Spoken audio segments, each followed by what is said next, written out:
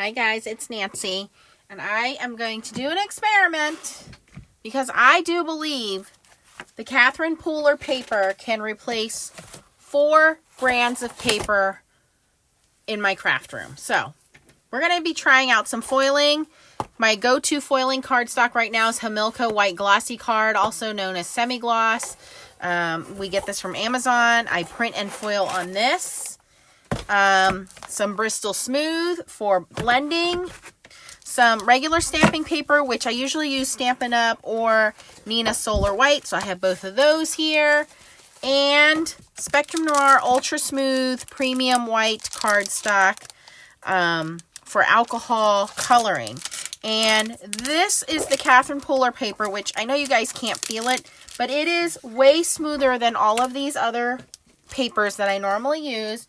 So I'm going to take this and see how it compares to those inks, okay? And let me tell you a little bit about the Catherine. Now, Catherine sent us a couple sheets each to sample, so I don't have the actual the storage, but let me tell you about it. So you get, it's 8.5 by 11. I can tell you guys it is super smooth. It is way smoother than any other cardstock that I have without having any kind of glossy coating on it. It's very white. It's 100 pound. It's 8.5 by 11. You get 20 sheets for $7.95. I will link her website down below. I don't know where else they sell it. If it's on scrapbook.com, I will check that out for you as well. So I want to run it through these 4 tests. And the one test I'm going to run it through is foiling. So before I do that, let me turn my Mink on and let it warm up for you guys. So I'm going to be using my mini Mink. And we're going to have that on 3. So while that warms up, I want to show you guys, I did print out with my laser printer, and this only works when you're printing with a laser printer, the Catherine Pooler and the Hamilco. And to be fair, I printed the same image. These are both, the Hamilco is 80 pound. I don't have 100 pound. The Catherine Pooler is 100 pound. And I did them both at 1200 DPI. And you can see it is the same image. So I'm just going to cut this down to card front size. So I'm going to cut it at 5.5. And also this one at 5.5.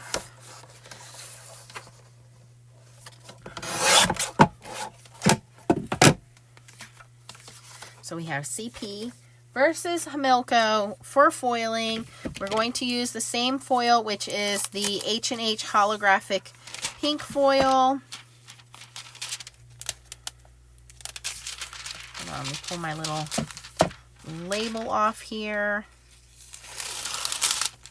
Okay, and I'm just going to use my little rotary cutter.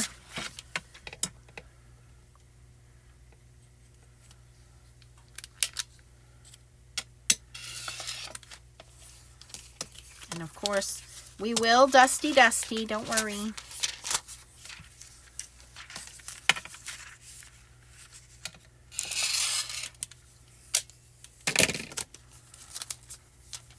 If you are not familiar with H&H foil, I'll put that link down below for you. It's textile foil.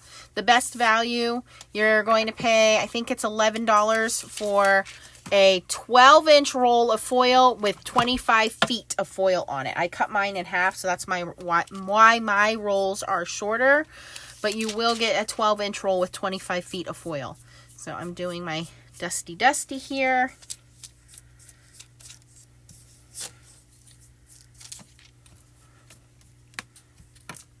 Okay, it looks like my Mink is all warmed up.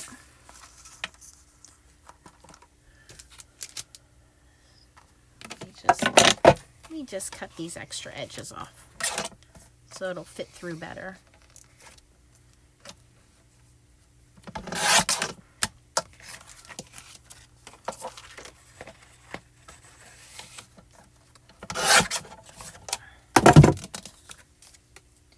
And where are my Mink cover sheets? If you're going to use the large Mink, you want to go up to number 4 on your heat setting for the large mink. For some reason, I am seeing glitter on my desk. So, that may or may not be a factor here. I hope not.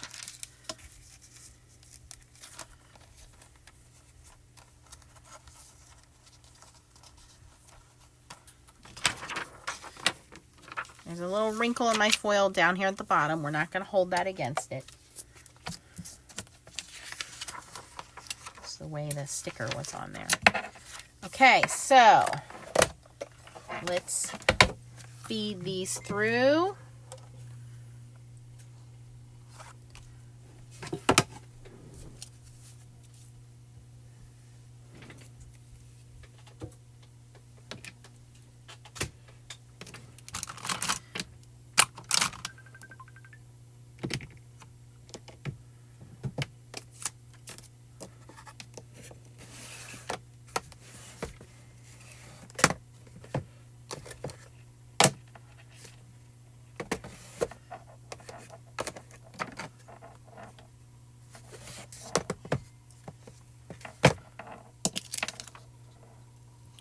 Feed this one through. And you don't want to reveal them until they are completely cool. So we're going to leave that go. Feed this one in. Whoops.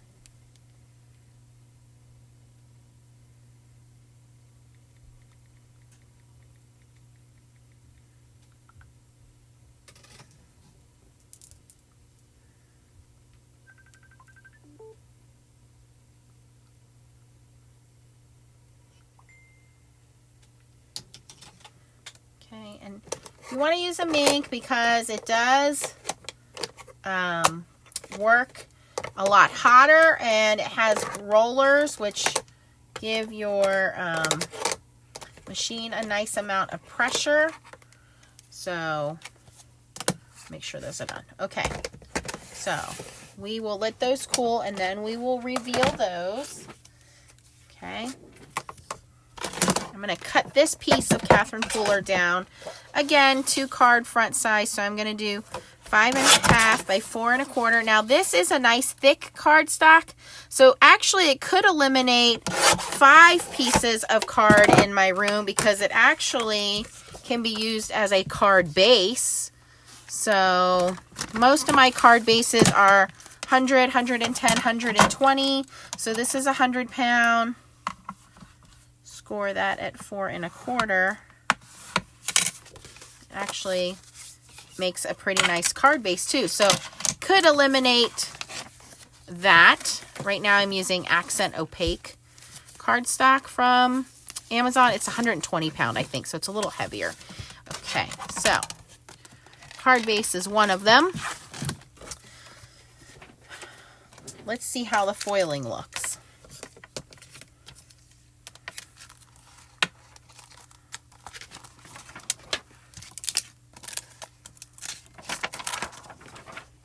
Okay, here we go.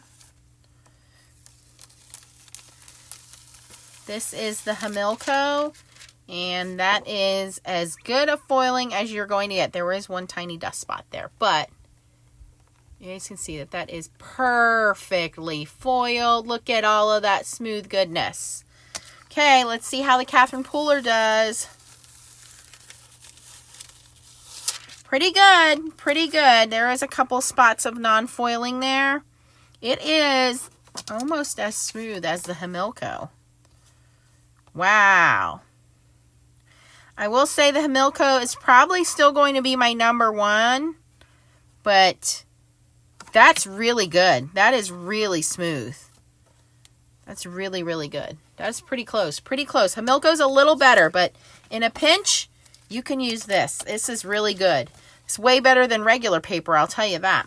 Okay, so foiling, card base. Let's look at ink blending. Let's see if it can replace my cardstock for ink blending. So I have 3 of the new inks here. I have Pucker Up, Catching Rays, Cummerbund. I know that Catherine has her new ink blending brushes, so I'm going to try my distress tools, and these have the rounded scrapbook.com foams on here. We'll try that, and then I'll switch to brushes and see how I get with the brushes. I don't have the new Catherine Pooler brushes, but I have blending brushes. So I'm going to start off the paper, go on. It is super smooth, you guys. And I'm going to go down a little bit here and just kind of fade that out so we can go into a little bit of ombre and some mixing here. So normally for this, I would do Bristol paper because other papers seem to leave like streaky marks. The Catherine Pooler inks do tend to dry back and smooth themselves out. Need more ink on that. And the more ink you use, the better saturation you're going to get, the better blending you're going to get. And these ink pads are really juicy. And I'm going right over that middle line and doing the blending there and trying to smooth that out. And then I will bring that ink down.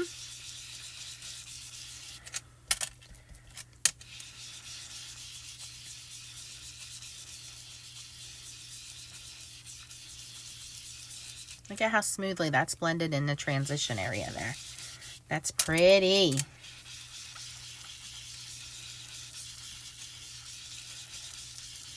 And that is also the new color Catching Rays. And last but not least is the new blue Cummerbund. And there's glitter all over everything on my desk. I don't know what I did, but I did something glitter recently. Off the page, start on the edge, and then blend that into the yellow so we get a nice kind of teal green. And I need to really saturate my sponge here.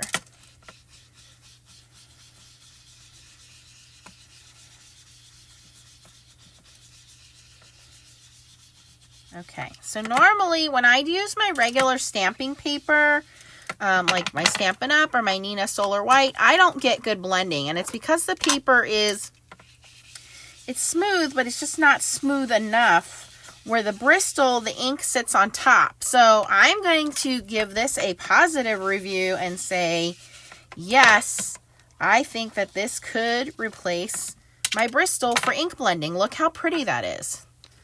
Can go back in with some pucker up and give us a little more transition here on the pink.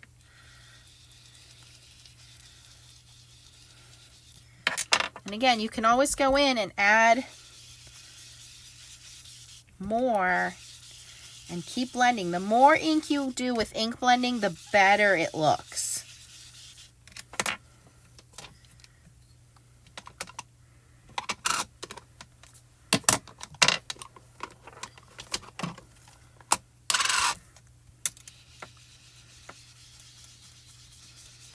Wow, I'm really impressed with that. That really works well. So, card base, foiling, ink blending. Okay, moving on to our next experiment here. For next piece cut out, let me just wipe off this ink off the desk.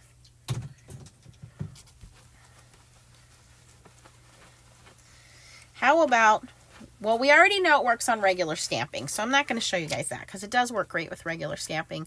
But how about alcohol ink coloring? So let me find a stamp and let's do some alcohol ink coloring. Let me find something that's pretty open that we can do some coloring with.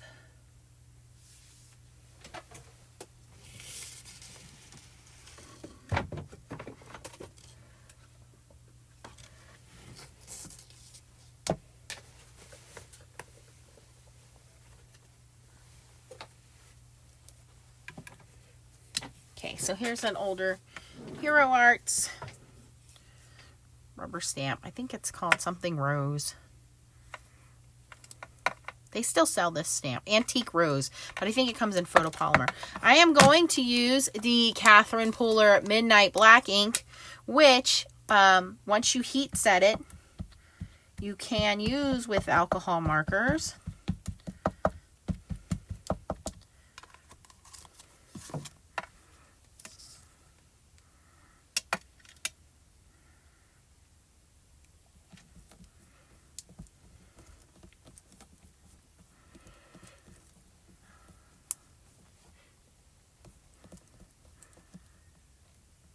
Okay, stamped out beautifully.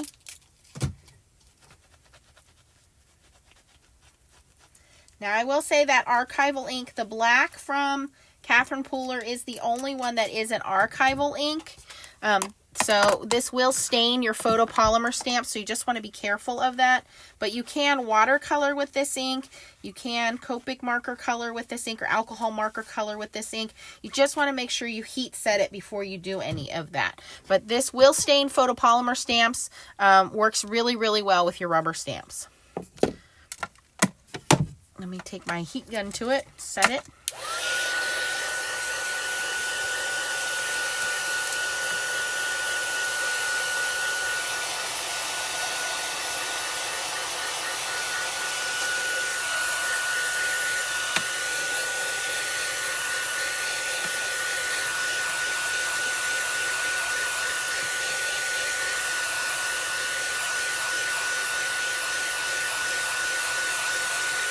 You can see it's stamped beautifully. No bleeding.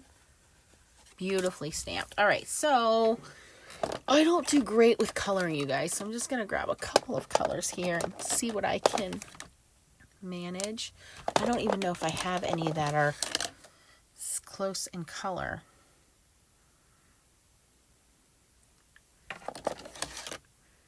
Okay, so I have RV2, RV6, R83, R85.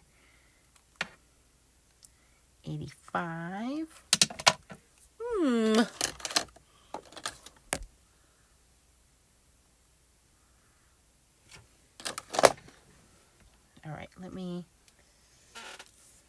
just swatch these on the back here so I know what they look like.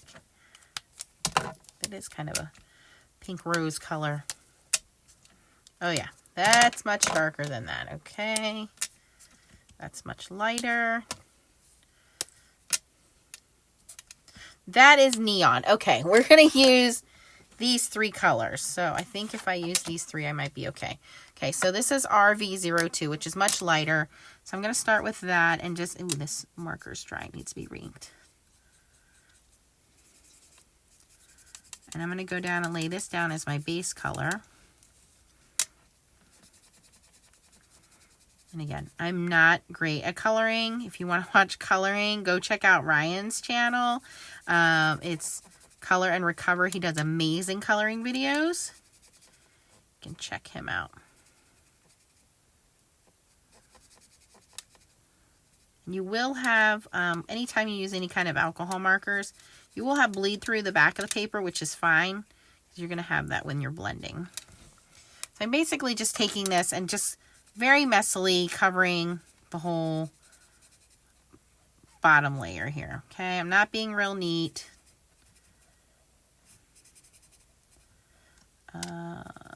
Just laying that first color down.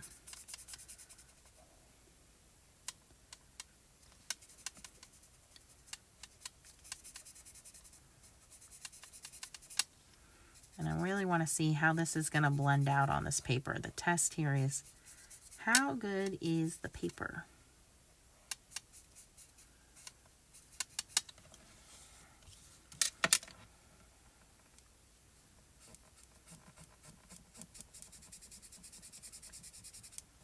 So really, I can cut back on buying some of the stuff I've been buying and just buy some more of this.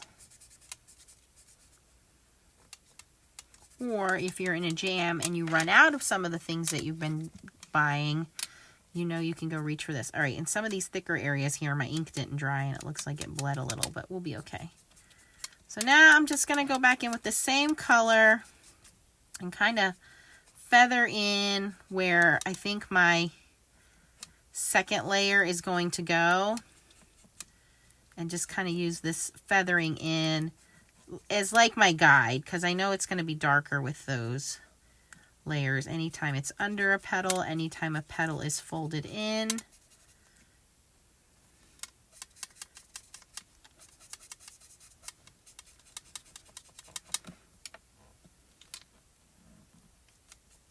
Yeah, I should have dried the little thicker areas a little better. They'll be covered up, so it's not going to matter.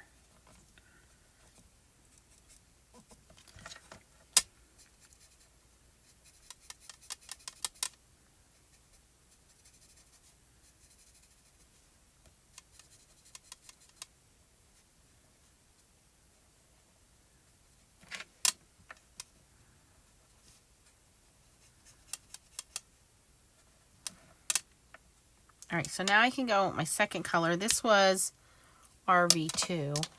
So I'm going to go in with R83, which is a little bit darker. We'll see how it blends. It's not too much of a jump. I mean, it is darker, but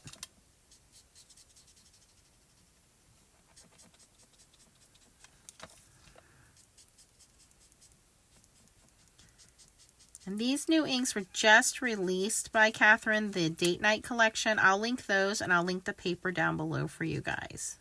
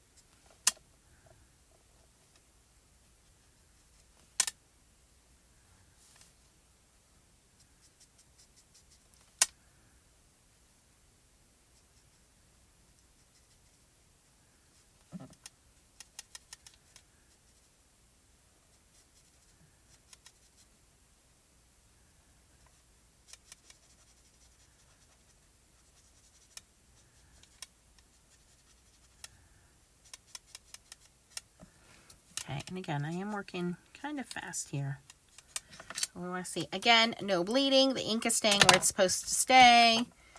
It hasn't even started to saturate the back yet. It will start as I add more layers. That doesn't really matter to me when I'm coloring. Now, some people it bothers, but for me it doesn't. Now I'm going in with the third color, which is R85. And when you're doing this, obviously you'd want to find colors that are a little closer together on the color chart. But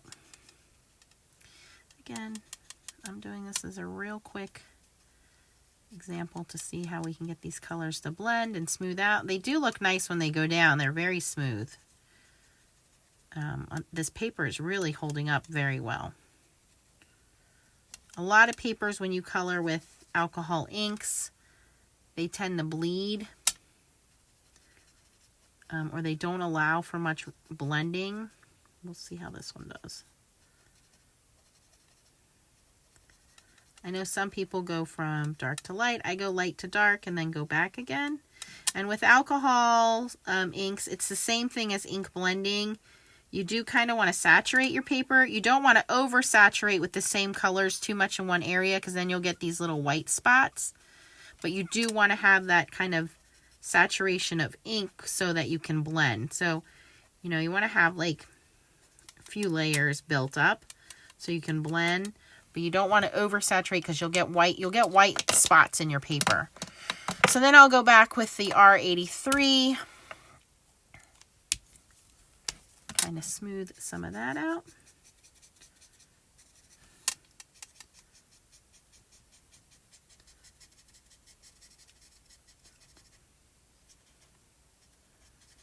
And again, I'm not doing a great job at staying within the lines here, but just trying to show.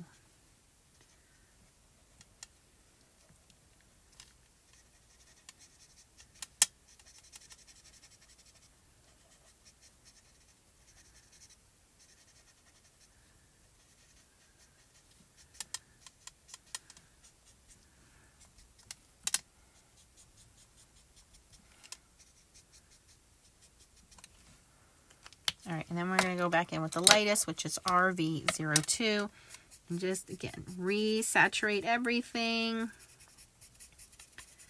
smooth and blend everything out.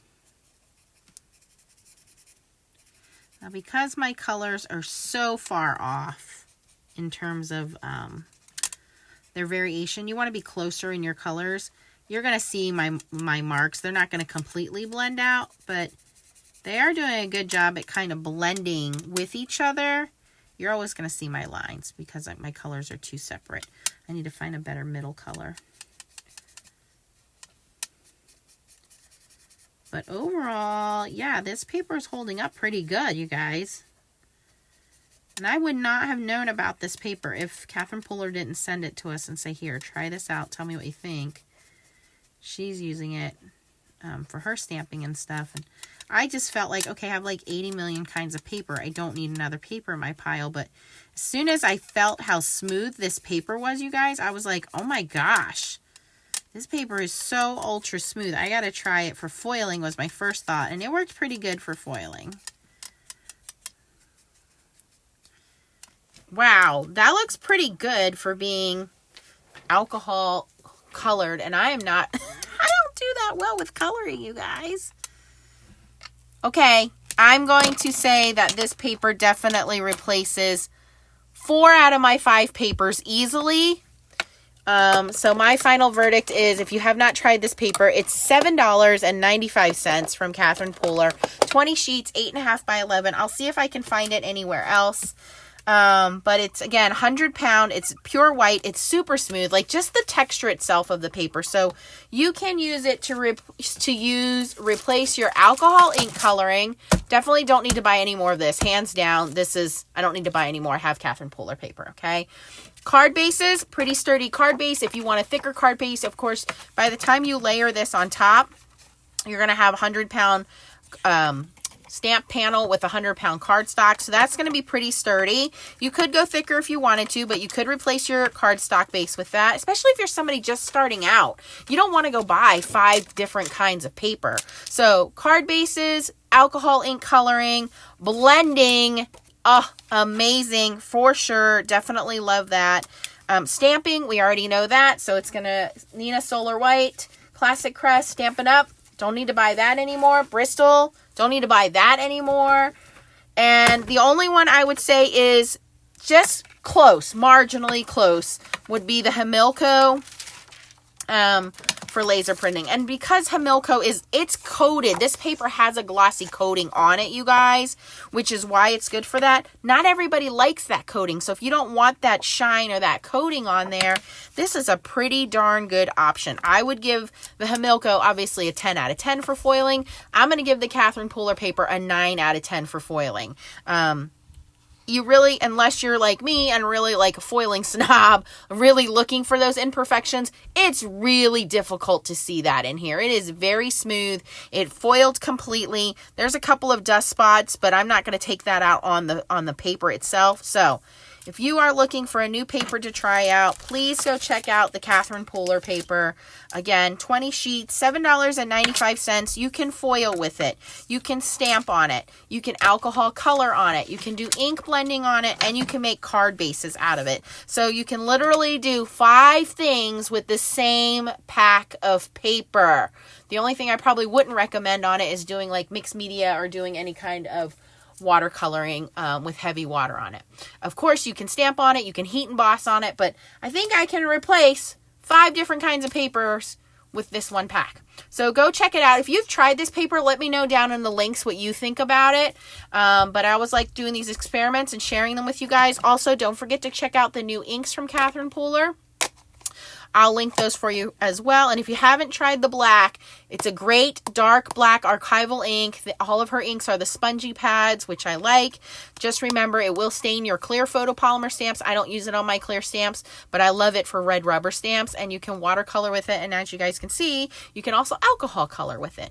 So thanks for watching. If you have any questions, post them down below. Links for everything will be down below. If you think you learned something new today, click the thumbs up. And if you haven't subscribed already, click the button and hit the bell for new notices on new videos. Thanks for watching, guys. Bye-bye.